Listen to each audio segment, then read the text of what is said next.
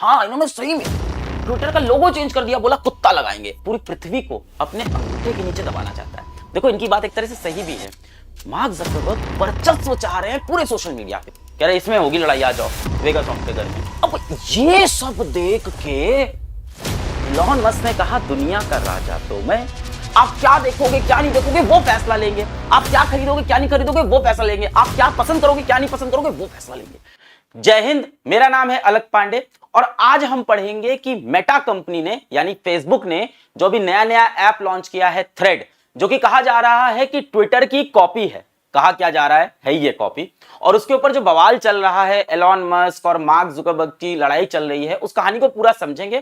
पहले समझते हैं कि ट्विटर क्या है, ट्विटर का क्या काम था, मार्क जुकरबर्ग ने क्यों थ्रेड बनाया और फिर क्यों ये कंपटीशन हो रहा है। चलिए शुरू करते हैं।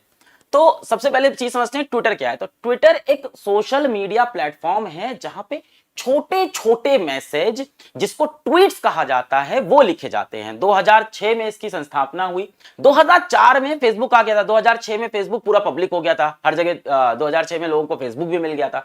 अब फेसबुक के ऊपर वाली जनता चली गई जिसको फोटो डालना है, लंबी लंबी शायरी लिखनी है, वीडियो डालना है, वो जनता पूरी फेसबुक की तरफ चली गई। उसको ट्विटर में मजा नहीं आया उस तरह का, क्योंकि छोटे छोटे मैसेज लिखने को दे रहे हो। और क्या कर सकते हैं आप, रिप्लाई कर सकते हैं, और क्या कर सकते हैं, रीट्वीट कर सकते हैं, मतलब शेयर कर सकते हैं ये सब, या जिसके विचार आपको, जिस व्यक्ति के विचार पसंद है उसको आप फॉलो कर सकते हैं।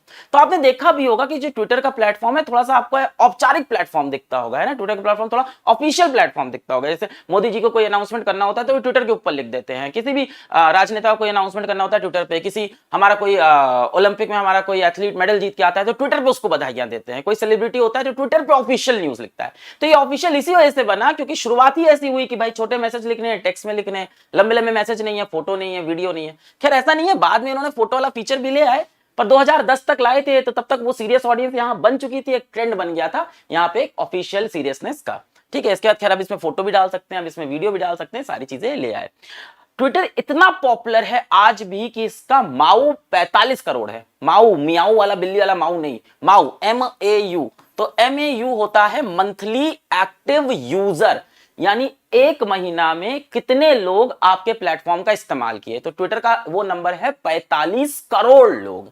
अच्छा, अब ये कौन है? ये भाई विश्व पितामह है, ये तो पूरे विश्व के सबसे अमीर इंसान है, श्री एलॉन मस्क जी है ना। इन्होंने स्पेसएक्स बनाया, बड़े बड़े रॉकेट बनाते हैं, टेस्ला बनाया, वो इलेक्ट्रॉनिक से चलने वाली कार बनाई है ना, टेस्ला में बिना ड्राइवर के चलने वाली कार बनाई, और सबसे रईस इंसान है पूरे विश्व के। 20 लाख करोड़ की इनकी वर्थ है, 20 लाख करोड़ की इनकी वर्थ है। और ये अमीर तो है ही है, पर साथ ही साथ ना थोड़ा सा ये बुद्धिजीवी भी है, इंटेलिजेंट भी है, फिलोसफिकल भी है, विजनरी भी है, आगे की भी सोचते हैं। ये कहते हैं मार्स में जीवन होगा, तो बहुत ही ज्यादा इनकी फैन फॉलोइंग भी है दुनिया भर में। अब ऐसे लोग ट्विटर पे जरूर मिलते हैं, तो ये ट्विटर पे बड़ा एक्टिव रहते थे, ट्विटर पे लंबे लंबे ट्वीट लिखना और ऐसी चीजें लिखना। पर धीमे धीमे ना इनके अंदर राजा वाला व्यवहार आने लग गया। भाई आपको क्या लगता है इनके ऊपर कौन सा राजनेता, कौन सा मंत्री, कौन सा पुलिस, पूरे विश्व का सबसे अमीर आदमी, राजा है पूरी दुनिया का। तो ये ट्विटर पे ना वैसे राजा की तरह बिहेव करने लग गए। जैसे सेनापति को बुलाया, डांट दिया, किसी को बुलाया, कुछ बोल दिया, किसी की चुटकी ले ली, किसी से मजे ले लिया, लोगों को तंग करने लग गए। और इस तरह के कमेंट से ट्विटर पे करते थे। क्यों करते थे? क्योंकि वहां पे कमेंट करते थे, वो वायरल होता था, न्यूज में आता था, बाहर दुनिया को दिखता था, लोग कहते थे हाँ एलॉन मस्क भाई तो कितने चालाक है, इन्होंने कैसे मजे ले लिए इतने बड़े आदमी के, ये बंदा बहुत तेज है, किसी का भी मजे ले लेता है। तो इस तरह की थोड़ी सी कूल डूड वाली अपनी इमेज, थोड़ी सी स्मार्ट बॉय वाली इमेज इनकी बनने लगी। जैसे मिसाल के तौर पे देखो, जेफ बेजोस जो अमेज़न के संस्थापक हैं, अमेज़न के मालिक हैं, उनको बोल रहे हैं Jeff Bezos is a copy cat. हा हा हा हा, बोल रहे हैं कि जेफ बेजोस कौन है? नकलची बंदर है। अब इसके बाद दूसरी तरफ कौन है? दूसरी तरफ है इंटरनेट का शहंशाह, है ना, पूरे सोशल मीडिया का बादशाह। कौन? Mark Zuckerberg. 2004 के अंदर इन्होंने फेसबुक की संस्थापना की। 2006 में फेसबुक पूरी दुनिया में चला गया, बहुत पॉपुलर प्लेटफॉर्म बना फेसबुक। अगर आपको हो सकता हो लग भी रहा हो कि थोड़ा सा कम पॉपुलर हो गया, पर ऐसा नहीं है। फेसबुक पे आज भी फेसबुक का जो माऊ है, मंथली एक्टिव यूजर, वो 300 करोड़ है। 300 करोड़, यानी 300 करोड़ लोग महीने में एक ना एक बार आके फेसबुक को इस्तेमाल करते हैं। इससे बड़ा माऊ किसी भी सोशल मीडिया प्लेटफॉर्म का भी भारत में या किसी विश्व में कहीं पे भी नहीं है। पर यार ना ये थोड़ा सा मार्क जुकरबर्ग बहुत इंटेलिजेंट है, चाइल्ड प्रोडिजी बोला जाता है। मतलब छोटे थे तभी से सॉफ्टवेयर बनाने लग गए थे। 10th क्लास में अपने पिताजी के लिए सॉफ्टवेयर बना दिया था। हार्वर्ड में गए थे, सेकंड ईयर के अंदर थे, तब उन्होंने ड्रॉप आउट कर दिया, हार्वर्ड कॉलेज छोड़ दिया, फेसबुक बना दिया। इंटेलिजेंट तो बहुत है, पर इनके अंदर एक स्नो वाइट पढ़ी है क्या आपने? स्नो वाइट में एक बुढ़ी थी, औरत थी, जो हमेशा शीशे में देखती थी, बोलती थी बता शीशे मुझसे सुंदर कौन। इनके साथ भी है, ये कहते हैं बता दुनिया में मुझसे बड़ा इंटरनेट का बादशाह कौन है। तो 2006 से 2012 तक तो कोई बादशाह नहीं दिख रहा था। 2012 में एक बादशाह इनको दिखने लगा इंटरनेट का, और वो था इंस्टाग्राम। नई जनरेशन के बच्चे, नई जनरेशन के, यंग जनरेशन के बच्चे इंस्टाग्राम पे चले गए। फोटो वाला ऐप जहां पे सिर्फ फोटो से पाउट करके कोई डाल रहा है, अलग अलग पोस्ट बना के डाल रहा है। अब फेसबुक पे भी फोटो डालने का फीचर था, पर फेसबुक पे और भी बहुत कुछ हो रहा था, यहां सिर्फ फोटो हो रही थी। तो बहुत सारा यंग जनरेशन यहां गया। दूसरा बड़ा कारण था इसके पॉपुलर होने का कि ये मोबाइल का ऐप था। फेसबुक अगर याद करो तो पहले कंप्यूटर पे आया, लैपटॉप वगैरह पे आया, डेस्कटॉप वर्जन, उसके बाद मोबाइल पे आया, फेसबुक लाइट बनाया, पर हम आपको पता है वो कैसा परफॉर्म करता है। और इंस्टाग्राम सक सक सक स्मूथली एकदम चलने लग गया था। 2012 में $1 बिलियन, 8,000 करोड़ में इन्होंने इंस्टाग्राम को एक्वायर कर लिया। अब ये बन गए फिर से सबसे बड़े इंटरनेट के शहंशाह, इंटरनेट के बादशाह। फिर इनका धंधा सही चलने लग गया। धंधा कैसे चलता है? एडवर्टाइजमेंट से। बड़े बड़े ब्रांड आते हैं, एडवर्टाइज करते हैं इनके प्लेटफॉर्म के ऊपर। फिर क्या हुआ, ये चलता रहा। फिर उन्होंने शीशे से पूछा, हे शीशे आईना मुझे बता, क्या मुझसे बड़ा कोई शहंशाह है इंटरनेट में? मैंने कहा एक और बच्चा पनप रहा है। वो कौन है? व्हाट्सएप। 2014 में व्हाट्सएप की पॉपुलैरिटी इतनी बढ़ गई कि हर दिन व्हाट्सएप के ऊपर 1 मिलियन यानी 10 लाख नए लोग साइन अप कर रहे थे। हर दिन 10 लाख लोग। अब इनको बड़ी चिंता हुई। व्हाट्सएप करता क्या था? टेक्स्ट मैसेज करता था, फोटो भेज सकते हो, वीडियो भेज सकते हो, ऑडियो भेज सकते हो। जकरबर्ग ने कहा ये सब तो हमारे पास भी है। कहां पे? इन्होंने कहा हमने फेसबुक मैसेंजर बनाया, उसमें ये सारी चीजें होती हैं। व्हाट्सएप ने कहा होती हैं साहब, पर आपका फेसबुक मैसेंजर ना थोड़ा सा इंटरनेट ज्यादा लेता है, हम बहुत कम इंटरनेट में चल जाते हैं, तो हम ऐसे एरिया में भी चल रहे हैं जहां इंटरनेट नहीं होता है या बहुत कम होता है। इन्होंने कहा अच्छा और क्या है? इन्होंने कहा दूसरी बात सुनो कि हमने मोबाइल नंबर पे अटैक मारा है, हमारे पास सीधा डेटा है मोबाइल नंबर का। आपके पास तो ईमेल है। अब ईमेल पे कौन सी मार्केटिंग होती है? अब तो ईमेल को लोग इग्नोर कर देते हैं। हमारे पास सीधा फोन नंबर है लोगों का, तो हम आपसे ज्यादा वैल्यूएबल एसेट है। तो उन्होंने कहा अच्छा शहंशाह तो मैं हूं, चलो आ जाओ। उन्होंने कहा हम नहीं आएंगे। क्या क्यों? क्या हमारी बोली बहुत महंगी लगी है। कितनी बोली लगी है? क्या गूगल ने हमारी बोली लगा दी है $10 मिलियन की, पकड़ लो करीब 80,000 करोड़। उन्होंने कहा 80,000 करोड़ की वैल्यू दोगे तो हम आएंगे। तो इन्होंने मार्क जुकरबर्ग ने पता क्या बोला? बोला 1,60,000 करोड़ देगा अपन, आ जा भाई। अब एक बात और सुनो, ऐसा नहीं है कि 1,60,000 करोड़ ऐसे लेके नगद टेबल पे रख देते हैं कैश, ऐसे नहीं होता है। इसमें एक छोटा सा अमाउंट कैश होता है, बाकी इक्विटी दी जाती है।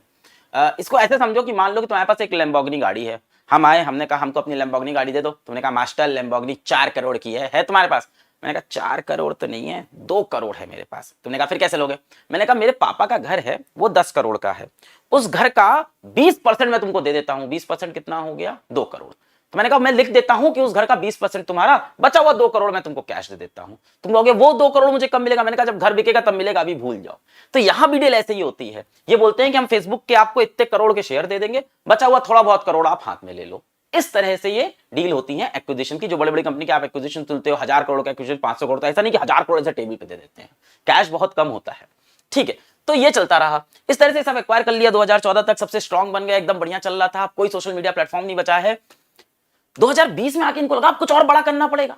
तो इन्होंने कहा यार फेसबुक भी हो गया, व्हाट्सएप भी हो गया, इंस्टाग्राम भी हो गया, अब तो मैं सब कुछ कर रहा हूं, तो मैं बहुत बड़ा हूं। तो इन्होंने कहा अब हमारा नाम मेटा होगा, अब हमारा नाम फेसबुक नहीं। इन्होंने कंपनी का नाम चेंज किया, कंपनी का नाम होगा मेटा। मेटा मतलब बहुत बड़ा। अब मेटा में इन्होंने क्या कहा कि मैं एक मेटावर्स बनाऊंगा। अब जो इन्होंने प्रॉमिस की थी 2020 में, अभी वैसे बहरहाल ये कोई प्रॉमिस अभी तक सच नहीं हुई है। मेटावर्स सुनो क्या है। मेटावर्स में इन्होंने कहा कि बहुत हो गया ये फोन, बहुत हो गया ये व्हाट्सएप मैसेजेस, बहुत हो गया ये फेसबुक पे फोटो एक दूसरे को दिखाना, अब मुझे ये सब नहीं चाहिए। अब मुझे अपने दोस्त के साथ घूमने जाना है कहीं वर्चुअल वर्ल्ड में। मान लो कि तुम रहते हो दिल्ली में और तुम्हारा दोस्त रहता है मुंबई में, और तुम और तुम्हारे दोस्त ने प्लान किया कि हम लोग ताश के पत्ते खेलेंगे, पर ताश के पत्ते हम लोग खेलेंगे अंतरिक्ष में। अंतरिक्ष में एक स्पेसशिप के अंदर हम लोग ताश के पत्ते खेलेंगे। तुम्हारा दोस्त धोती कुर्ता पहनेगा, तुम सूट बूट पहनोगे, और ऐसे खेलना है ताश के पत्ते। और तुम हो दिल्ली में और वो है मुंबई में, और पैसा रुपया है नहीं। तो इन्होंने कहा कुछ नहीं करेंगे, आंखों पे एक बड़ा सा चश्मा लगाएंगे, वर्चुअल रियलिटी वाला ग्लास लगाएंगे, हाथ में ऐसे 2 रिमोट पकड़ेंगे। अच्छा, फिर उसके बाद आपका एक अवतार बन जाएगा, आपका एक कैरेक्टर बन जाएगा। इसको जो कपड़े पहनाना हो आप पहना देना, है ना। सूट बूट पहनाना है, सूट बूट पहना दिया। आपके दोस्त ने धोती कुर्ता पहना दिया। फिर जहां ले जाना हो इसको वर्चुअल रियलिटी में, चश्मा लगा उसमें दिख रहा है, उसमें आप पहुंच गए कहां? अंतरिक्ष में एक स्पेसशिप के ऊपर। या आपका दोस्त इस तरह से रोबोट बन के आया है, या आपका दोस्त इस तरह से ऐसे कुछ पहन के आ गया है, और वहां पे आप लोग ताश खेल रहे हो। अब ये सब देख के इलॉन मस्क ने कहा दुनिया का राजा तो मैं, सबसे पैसे वाला मैं, ये सोशल मीडिया का राजा तो मार्क जुकरबर्ग बना हुआ है। क्या बात कर रहा है यार, कि कोई अपनी गर्लफ्रेंड के साथ वर्चुअल रियलिटी में डेट पे चला जाएगा। हम क्या कर रहे हैं? अच्छा, ये बुद्धिजीवी थे, ये ट्विटर पे एक्टिव थे, ट्विटर से इनको बहुत ज्यादा लगाव भी था, तो इन्होंने कहा यार ट्विटर में ले लेता हूं पूरा, ये बुद्धिजीवी वाला प्लेटफॉर्म जो है थोड़ा ऑफिशियल वाला, ये मैं खरीद लेता हूं। तो इन्होंने धीमे धीमे ट्विटर के स्टेक खरीदने शुरू किए और खरीदते खरीदते 9% तक स्टेक इन्होंने खरीद लिए और ये सबसे बड़े स्टेक होल्डर बन गए ट्विटर के। मतलब अब ये ट्विटर पे चीजें कंट्रोल कर सकते हैं। अब ये क्या करने लग गए, अब ये ट्विटर के सीईओ इनको जाके ये बोलने लग गए कि ऐसा है, देखो मेरे पास भी 9% स्टेक है और ट्विटर पे ना आजादी नहीं है, बोलने की स्वतंत्रता नहीं है, फ्रीडम ऑफ स्पीच नहीं है। आप किसी का अकाउंट कभी भी डिलीट कर देते हो, कोई पॉलिटिशियन बोलता है तो किसी का अकाउंट बंद कर देते हो, आप चाहते हो किसी पोस्ट को बंद कर देते हो, आप मुट्ठी भर लोग को टिक का साइन देते हो, ब्लू टिक जो है, मुट्ठी भर लोग को आप वेरीफाइड साइन देते हो, बाकियों को नहीं देते हो। तो ये सब यार इंटेलिजेंट लोग, बड़े लोग इनकी कंपनी के, मतलब ये सब कंपनी में बड़े पढ़े लिखे लोग होते हैं यार, बड़े बड़े यूनिवर्सिटी के पढ़े, ये सब भी नहीं झेलते। तो कहते हैं यार क्या बात कर रहे हो यार, मैं ऐसे ही काम करता हूँ। अब एलन मस्क को लगा है मैं दुनिया का राजा, मुझसे ऐसे कैसे कोई कह सकता है, ट्विटर तो मैं कंट्रोल करूंगा। इन्होंने कहा मैं पूरा ट्विटर खरीद लेता हूँ और ट्विटर खरीदा इन्होंने 44 बिलियन डॉलर का। सबसे बड़ी डील है टेक की, जितनी टेक की कंपनी की, किसी भी कंपनी की दुनिया में कोई भी डील हुई हो, 44 बिलियन डॉलर। लोगों ने सर पकड़ लिया था, बोला था क्या कर रहे हो, क्यों खरीद रहे हो 44 बिलियन डॉलर। और ट्विटर ना फायदे में नहीं जा रहा था अभी तक, और ट्विटर को ये पता भी नहीं था कि वो असल में पैसा कैसे बनाएगा। और तब ये 44 बिलियन डॉलर, ये लगभग हो गया 3.5 लाख करोड़ रुपए। अब ये भी वैसे ही होता है जैसे बताया था। तो इस तरह से करके इन्होंने कहा कि हम अब ट्विटर खरीद लेंगे और ट्विटर को अपने हिसाब से चलाएंगे। खुश हो गए। अब पर ये हैं कौन? ये असल में यार एक बहुत अच्छे फिजिसिस्ट हैं, इकोनॉमिस्ट हैं, ये सोशल मीडिया में आ गए। तो इन्होंने सबसे फैसला क्या लिया, इन्होंने कहा कि ट्विटर से 80% कर्मचारियों को मैं हटाता हूं। लोगों ने बोला ऐसा क्यों? कह रहे अरे नहीं यार, ये सब में जंग लग गया, नए लोग लेके आऊंगा और कंपनी में वैसे भी मुनाफा नहीं हो रहा, मुनाफा भी लाना है, तो थोड़े से लोग मुझे कम करने। अब नंबर ऑफ एम्प्लॉय, अचानक से आप जब कम करते हो, कर्मचारी कम करते हो, हर तरफ न्यूज फैलती है। और ट्विटर पे कौन लोग हैं? सारे बुद्धिजीवी लोग, सारे इंटेलिजेंट लोग, तो न्यूज पढ़ते हैं। तो वो डरने लगे कहीं ट्विटर हैंग तो नहीं करेगा, क्रैश तो नहीं करेगा। ये लोगों को डरने लगा कहीं ट्विटर क्रैश तो नहीं कर जाएगा। अब ये इत्तेफाक कह लो या ये इसी से रिश्ता था इसका कि इसी समय पे ट्विटर 6 बार क्रैश कर गया। तो लोगों का थोड़ा भरोसा हिल गया ट्विटर के ऊपर कि यार ये कैसे डिसीजन ले रहा है, अचानक से ट्विटर हिला दिया, पूरा प्लेटफॉर्म हिला दिया।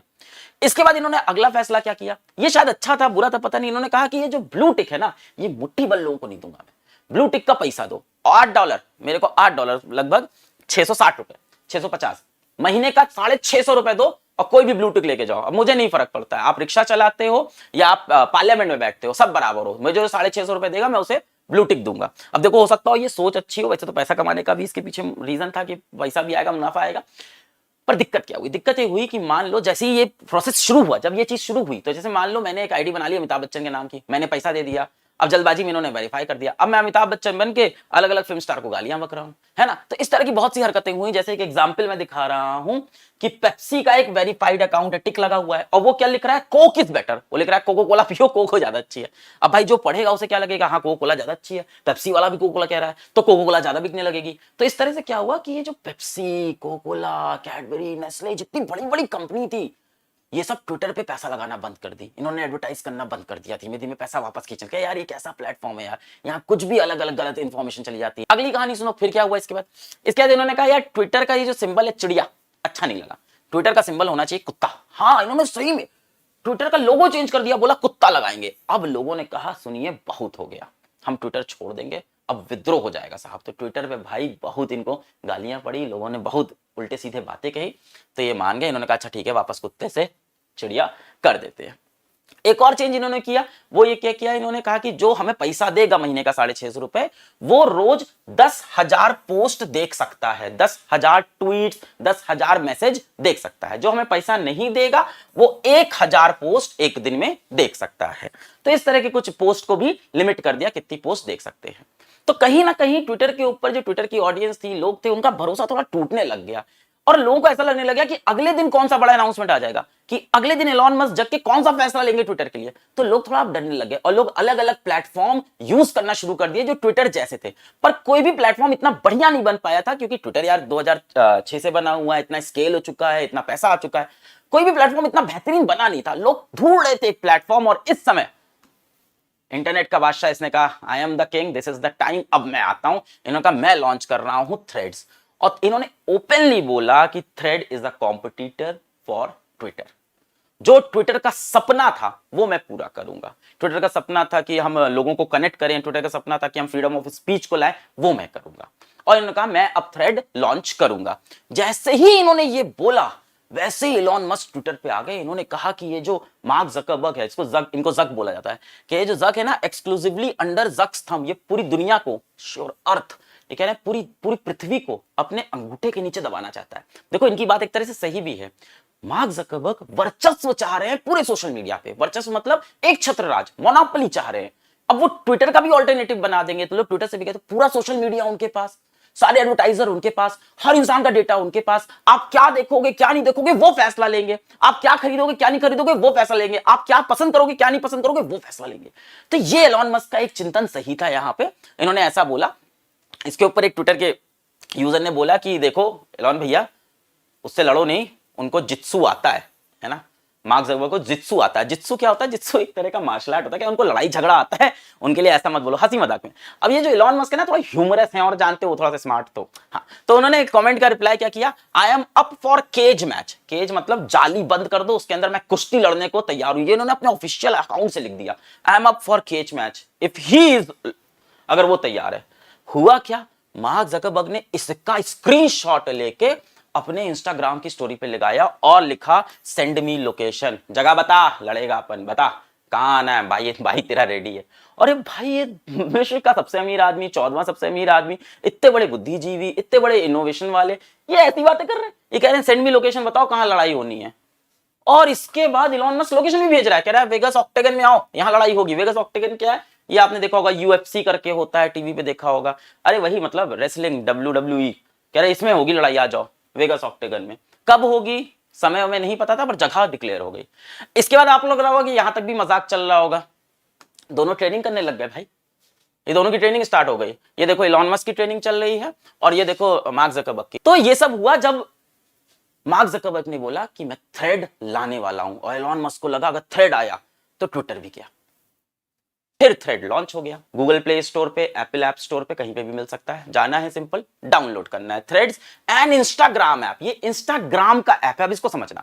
अब जैसे ही आपने इसको डाउनलोड किया ना, इसका साइन अप बहुत आसान है। आपने डाउनलोड किया, उसके बाद वो बोलेगा कि अपनी इंस्टाग्राम वाली आईडी से लॉगिन कर लो। वहीं पे ऑप्शन आ जाएगा कि लॉगिन विथ इंस्टाग्राम, अपने इंस्टाग्राम वाली आईडी से लॉगिन कर लो। तो उसको आप दबाए और जैसे ही आप लॉगिन करेंगे फिर आपको होता है अपना नाम लिखो, अपनी फोटो चिपकाओ, अपने बारे में बताओ। कुछ नहीं, कहता है सब इंस्टाग्राम से मैं ले लूंगा। कहता है इंस्टाग्राम से ले लूं, हाँ आप कहते हो ले लो, खत्म। यानी अकाउंट ऐसे बन रहा है। उसी जगह आप ट्विटर पे देखो, पहले ईमेल आईडी डालो, फिर ओटीपी डालो, फिर समय लगेगा, फिर नाम लिखो, फोटो लगाओ। यहाँ कुछ नहीं, जिसका जिसके पास इंस्टाग्राम अकाउंट है उसका थ्रेड ऐसे बन जाएगा। और इंस्टाग्राम पे जकरबर्ग के पास 200 करोड़ माऊ है, 200 करोड़ माऊ है। यानी अगर इनकी एक चौथाई जनता, कितना, 200 करोड़ का माऊ है, यानी इनकी एक चौथाई जनता भी अगर थ्रेड ज्वाइन करती है तो हो गया 50 करोड़। और आपका ट्विटर कितना है? 45 करोड़। तो बीट कर देंगे। और ज्वाइन करना चुटकियों में आसान है। इसमें है वही है, सब सिंपल है। इन्होंने इसका नाम थ्रेड दे दिया। ट्विटर पे ट्वीट बोलते थे, इन्होंने थ्रेड बोल दिया। तो थ्रेड में क्या है, आप कुछ भी लिख सकते हो। अब इनका कैरेक्टर लिमिट ज्यादा है, इन्होंने बोला 500 कैरेक्टर तक लिख सकते हो। ट्विटर ने 280 तक दिया है फ्री वर्जन में, पेड में ज्यादा है। इन्होंने फ्री में बोला 500 कैरेक्टर लिख सकते हो। और क्या, बाकी चीजें सेम है ना, लाइक कर सकते हो, कमेंट लिख सकते हो। ये क्या है, इसको दबाओगे तो रीपोस्ट। अब रीपोस्ट क्या है? रीट्वीट, वही शेयर करना, रीपोस्ट रीट्वीट वही चीजें हैं। कोट क्या है, मान लो मुझे ये लाइन अच्छी लग गई, नकल करना पाप है, मैंने कोट किया, ये पूरी लिख के आ गई। अब इसके साथ मुझे जो लिखना है मैंने लिख दिया। फोटो डालना भी इन्होंने अलाउ कर रखा है, वीडियो डालना भी अलाउ कर रखा है। इन्होंने फ्री वर्जन में वीडियो डालना अलाउ किया है, फ्री है। और ट्विटर अपने पेड पैसा लेने के बाद कहता है 2 मिनट 28 सेकंड का वीडियो डालने दूंगा। ये कहते हैं फ्री में 5 मिनट का वीडियो डाल दो। ये बहुत भारी मात्रा में जीत रहे हैं भाई वहां से। ये कहते हैं एक बार में कितनी फोटो डालोगे? 10। ऐसे स्वाइप, जो इंस्टाग्राम पे, ये सिर्फ इंस्टाग्राम है, कुछ नया नहीं बनाया इन्होंने, प्योर इंस्टाग्राम छाप दिया है। अब आप एक बार कितनी फोटो जाती है ऐसे स्वाइप करके? 10 फोटो जाती है, इसमें भी 10। और ट्विटर पे 4 फोटो। तो ये हर तरह से ट्विटर से जीत रहा है। कुछ चीजों में नहीं जीत रहा, आगे जीत जाएगा। अभी अभी तो आया है। तो भाई 6 जून को ये चीज लॉन्च हुई सुबह 4:30 बजे। अब आप बड़ी इंटरेस्टिंग चीज सुनो कि time to reach 1 million user, कितना समय लगा किसी ऐप को 10 लाख लोगों से साइन अप कराने में। सबसे फास्टेस्ट किसने किया? तो ट्विटर ने यह काम किया 2 साल में। 2 साल में 10 लाख लोग ने साइन अप किया। फेसबुक को 10 महीने लगे, 10 महीने में 10 लाख लोगों ने साइन अप किया। इंस्टाग्राम को सिर्फ 75 दिन लगे, 75 दिन में 10 लाख लोगों ने साइन अप किया। और चैट जीपीटी को सिर्फ 5 दिन लगे, 5 दिन में 10 लाख। अब आपको पता है थ्रेड्स जो इंस्टाग्राम का ऐप निकला है, जो ट्विटर का राइवल है, इसको कितना समय लगा पता है? थ्रेड को कितना समय लगा? थ्रेड को 10 लाख यूजर बेस बनाने के लिए लगा 1 घंटा। इसका आंसर बहुत सिंपल है कि ये सागर से पानी निकाल लें। इंस्टाग्राम में 200 करोड़ लोग पड़े हैं, खट खट खट वो ट्रांसफर हुए जा रहे हैं थ्रेड में, तो वहां से इजीली मिल रहे हैं। अब इतनी तेज ये वायरल होने लगा, इतनी तेज ये वायरल हो रहा है। अभी जब मैं ये वीडियो बना रहा हूं 80 मिलियन 8 करोड़ लोग अब तक थ्रेड साइन अप कर चुके हैं। और आप देखो लिंक्डइन पे जनता ही कितनी है, 45 करोड़। ये अभी 4-5 दिन के अंदर कितना हो गया? 8 करोड़ पे पहुंच ही गया है। 8 करोड़ लोग साइन अप, बहुत तेज भाग रहा है ये चैट जीपीटी का रिकॉर्ड तोड़ने वाला है। चैट जीपीटी सबसे तेज 100 मिलियन किया था, है ना, सबसे तेज 100 मिलियन किया था।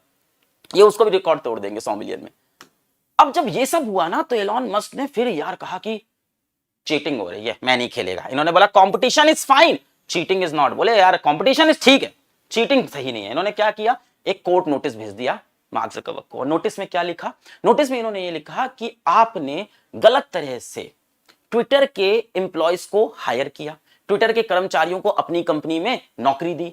उनके पास ट्विटर का बहुत ही क्रूशियल डेटा था, बहुत ही सेफ्टी वाला डेटा था। वो सारा डेटा आपने यूज किया है थ्रेड्स को बनाने के लिए। आपने पूरी ट्विटर की टेक्नोलॉजी यूज की। कैसे? आपने हमारे बहुत सारे एम्प्लॉयज, बहुत सारे कर्मचारी को हायर कर लिया, उनका कॉन्ट्रैक्ट भी तोड़वाया हमसे और जबरदस्ती हायर करके ले गए, उनको ढेर सारा पैसा दिया, रिश्वत दी और उनसे सारा सीक्रेट निकाल के आपने थ्रेड्स बना लिया। इस तरह के इल्जाम इन्होंने लगाए, सच्चे पता नहीं क्या है, पर मार्क ज़करबर्ग के लिए कोई नई चीज नहीं है।